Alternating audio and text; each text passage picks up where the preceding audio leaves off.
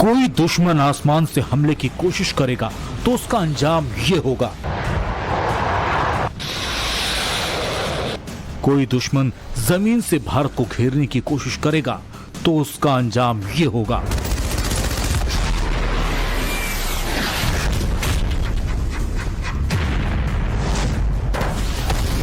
कोई दुश्मन समुद्र से भारत पर हमले की योजना बनाएगा तो उसका अंजाम ये होगा।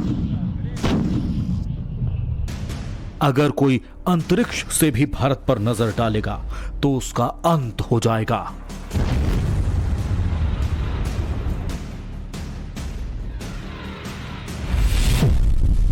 ये पीएम मोदी की युद्ध नीति है।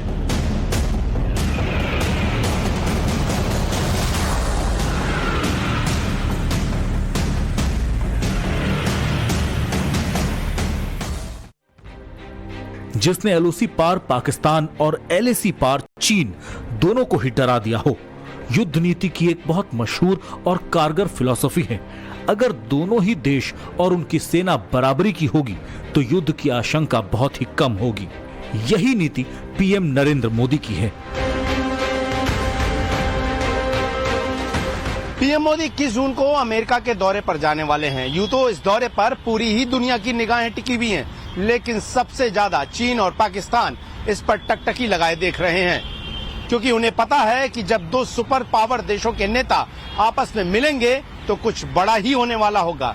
यही वजह है कि शहबाज और जिनपिंग के रातों की नींद उड़ी हुई है। अमेरिका और भारत रक्षा के क्षेत्र में एक कदम और आगे बढ़े हैं। पीएम मोदी 21 जून से अमेरिका के दौरे पर जाने वाले हैं।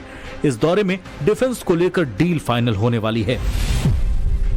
गुरुवार को बेहद घातक ड्रोन प्रेडेटर MQ-9B रीपर को खरीदने के प्रस्ताव पर मुहर लग गई है। इस डील के होने से न सिर्फ पाकिस्तान सदमे में है, बल्कि चीन के भी होश उड़े हुए हैं।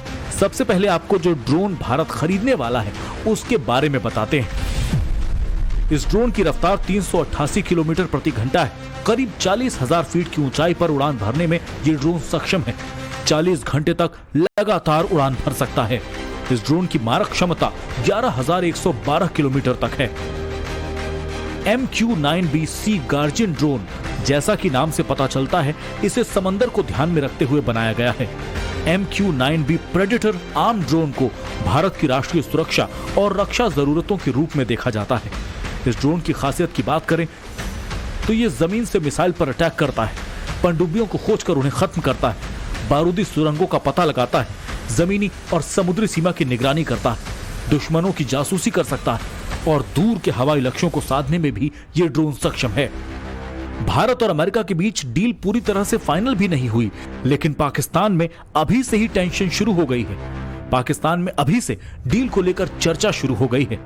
अब इंडिया ने एक अपनी इंटेंशन शो किया कि जी हमें वेपनाइज्ड अनमैन्ड एरियल व्हीकल चाहिए एयरफोर्स, आर्मी और नेवी के लिए, और इसी से वो समझते हैं कि हमारी सर्विलेंस जो है वो बूस्ट हो सकती है।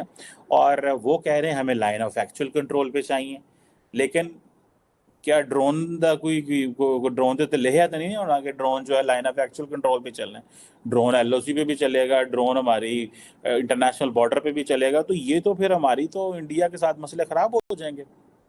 अभी फॉर एग्जांपल इंडियन मिलिट्री जो है वो जिसे वो कहते हैं ना, ये सारी अगर वेपन उनको मिल जाता है तो आप देख लें कि ये किस तरह की चीज़ें हो सकती हैं।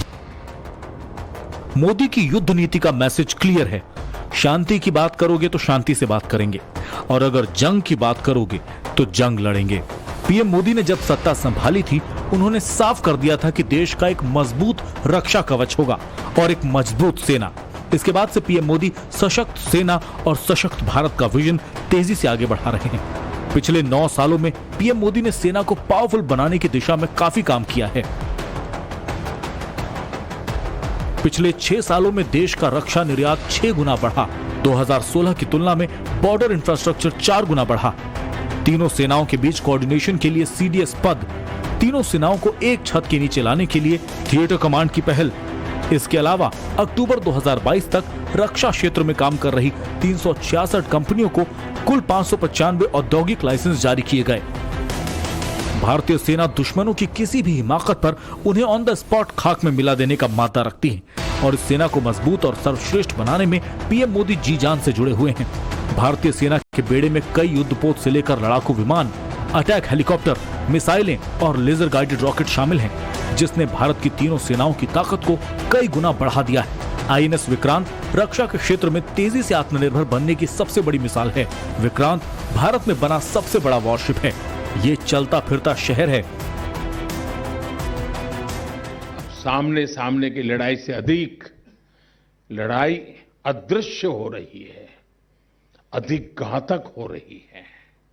अब हम अपनी रक्षा की नीति और रणनीति सिर्फ अपने अतीत को ध्यान में रखते हुए नहीं बना सकते। अब हमें फ्यूचर चैलेंजेस को एंटीसिपेट करते हुए ही आगे कदम बढ़ाने हैं। हमारे आसपास क्या हो रहा है, क्या बदलाव आ रहे हैं, भविष्य के हमारे मोर्चे क्या होने वाले हैं, उनके अनुसार हमें खुद को बदलना है। और इसमें स्वावलंबन का आपका लक्ष्य भी देश की बहुत बड़ी मदद करने वाला है।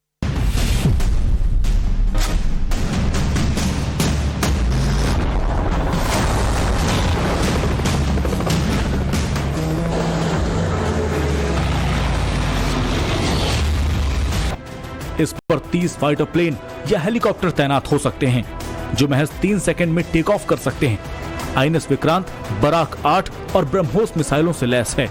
इसके अलावा कोस्टल बेस्ड AK-603 गन और ऑटो ब्रेडा कैनन उसमें लगे हैं, यानी वो तोप जो चारों तरफ घूमकर दुश्मन के विमान, हेलीकॉप्टर, फाइटर जेट, वॉरशिप या बोट पर हमला कर सकती है। आईएनएस विक्रांत ने भारतीय नौसेना की ताकत में कई गुना इजाफा कर दिया है। तो वहीं गाइडेड मिसाइल डिस्ट्रॉयर मोरमुगाओ ने नेवी के जंगी बेड़े में शामिल होकर देश की ताकत को और बढ़ा दिया है। ब्रह्मोस मिसाइल इसका मुख्य हथियार है। हवाई खतरे से बचने के लिए इसे बराक 8 मिसाइल से लैस किया गया है।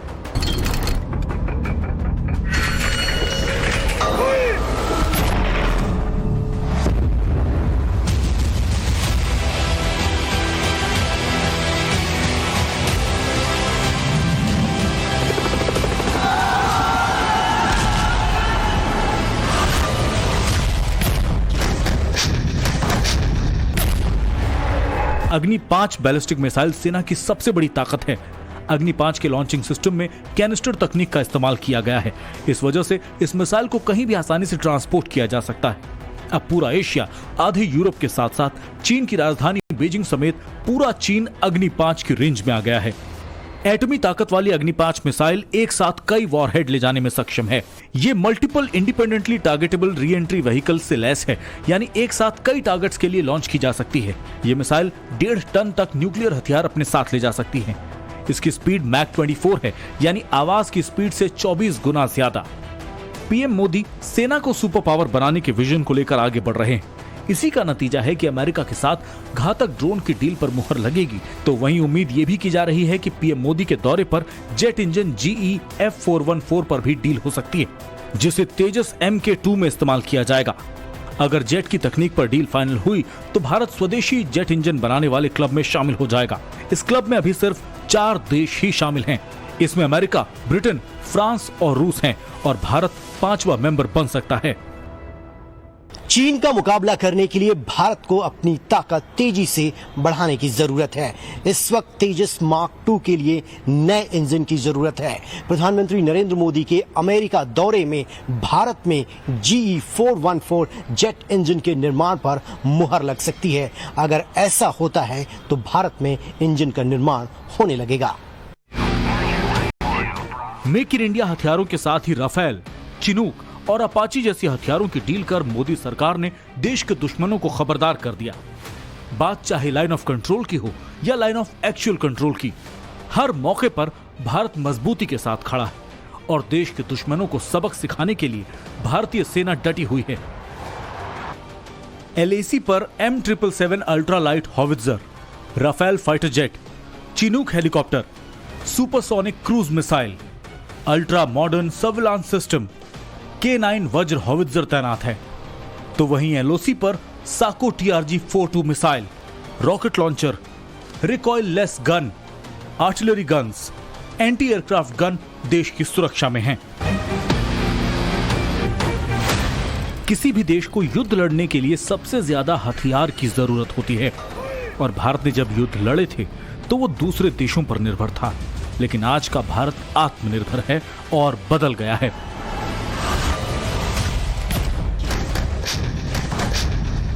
जिस समय हमारी सेनाओं को साजो सामान की सख्त जरूरत हुई, उस समय वे देश हमें शांति का पाठ पढ़ाने लगे। जो ट्रेडिशनली हमें हथियार सप्लाई करते आ रहे थे, उन्होंने भी मना कर दिया। कहने का मतलब यह है कि जब कोई देश जरूरत के समय पीठ दिखा दे तो कोई भरोसा नहीं है।